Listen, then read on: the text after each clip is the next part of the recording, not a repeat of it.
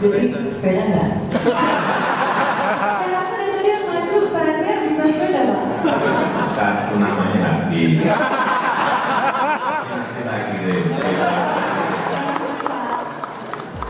Ini mungkin menjadi salah satu momen spesial ketika penyanyi top Indonesia Raisa meminta sepeda ke Presiden Jokowi pada tahun 2017 lalu. Momen ini menjadi satu dari sekian banyak acara sang presiden yang diselingi bagi-bagi sepeda. Mulai dari kuis-kuis nama ikan, menyebutkan cita-cita, hingga wawancara biasa. Tidak heran banyak yang menilai sepeda menjadi alat politik sang presiden untuk menjaga citranya serta mendekatkan diri ke masyarakat. Nyatanya, isu soal sepeda ini cukup seksi. Beberapa waktu terakhir, seiring pandemi COVID-19 dan makin banyaknya orang melihat sepeda sebagai bagian dari gaya hidup sehat, diskursus persepedaan menghangat lagi. Sekalipun sempat menimbulkan benturan dengan para pengguna jalan yang menggunakan sepeda motor dan mobil, dukungan terhadap penggunaan sepeda punya nuansa politik dan perbenturan kepentingan, salah satunya dalam kebijakan Gubernur DKI Jakarta, Anies Baswedan. Kami di DKI Jakarta mengkampanyekan secara amat serius untuk menggunakan sepeda sebagai alat transportasi. Survei dari The Institute for Transportation and Development Policy menyebutkan penggunaan sepeda pada Juli 2020 meningkat 10 kali lipat dibandingkan pada Oktober 2019. Tentu pertanyaannya kini adalah seberapa besar sebetulnya efek politik sepeda dan seperti apa kira-kira sejarahnya? Sebelum kita mulai, pesan sponsor dulu ya. Pintar Politik baru saja merilis beberapa seri e-book yang berisi kumpulan tulisan. Sudah ada Membaca Politik Jokowi, Membaca Politik Luhut, dan Jalan Politik Prabowo. Dan buat yang bertanya-tanya, yes, buku fisiknya juga sudah ada. Buku-buku ini bisa kalian dapatkan di Tokopedia, Bukalapak, Shopee, dan semua toko online-nya dengan mengunjungi toko Pintar Publishing-nya. Link selengkapnya juga bisa kalian cek di kolom deskripsi. Back to the video, mari kita mulai.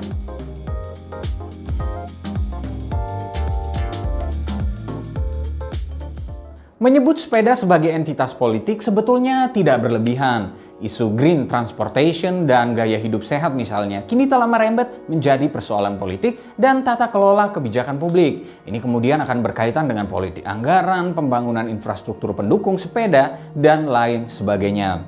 Pada tataran yang lebih spesifik, sejarah juga telah membuktikan bagaimana nuansa politik sepeda.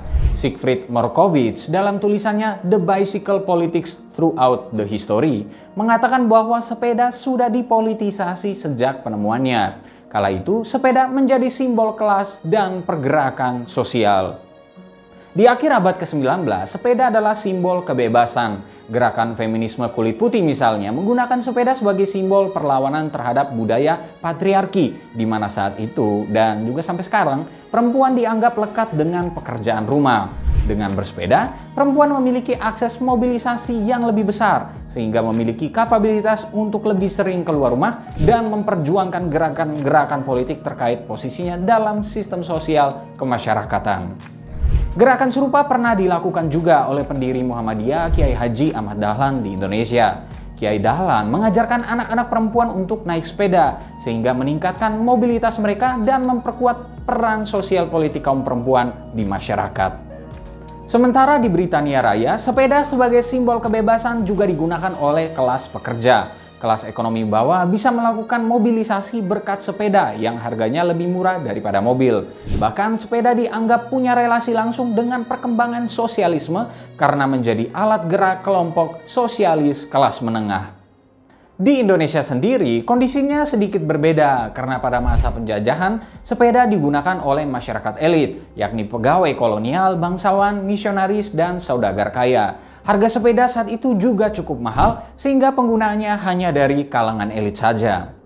Ahmad Arif melalui bukunya yang berjudul Melihat Indonesia dari Sepeda, mengatakan bahwa sepeda menjadi simbol status sosial. Sepeda menjadi pembeda kelas antara pribumi dengan kalangan penjajah. Namun, masifnya produksi sepeda tak lagi membuat sepeda menjadi barang eksklusif penjajah kolonial. Sepeda menjadi lebih terjangkau harganya dan masif digunakan oleh bumi putra.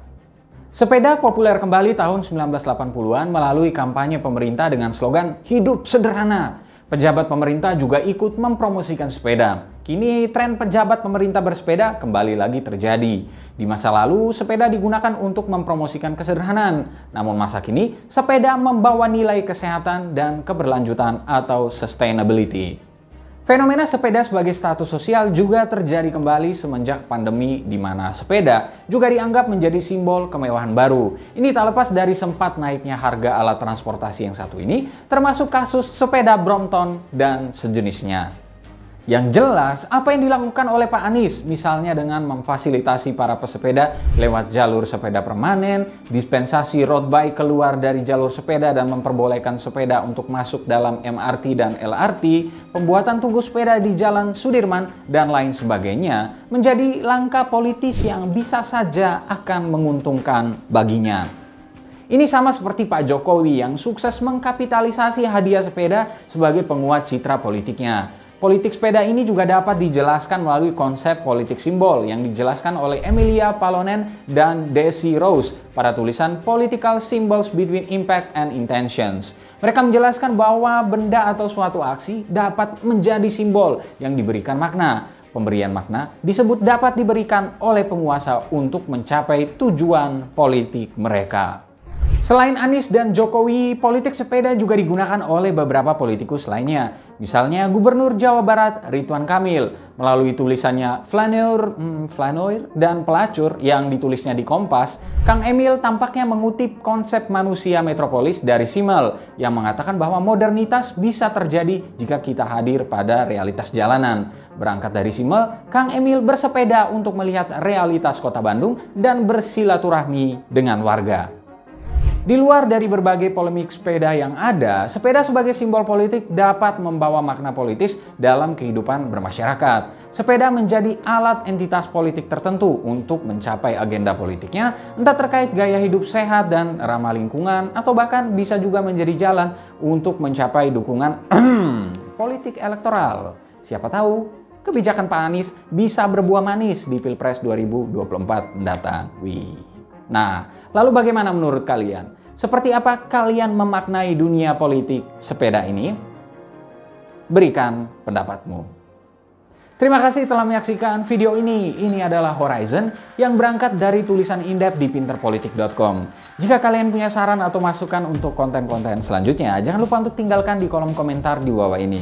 Jangan lupa juga untuk like, subscribe, dan nyalakan lonceng notifikasinya. Serta ikuti terus pinterpolitik.com untuk dapatkan informasi seputar fenomena politik di Indonesia. Bye-bye.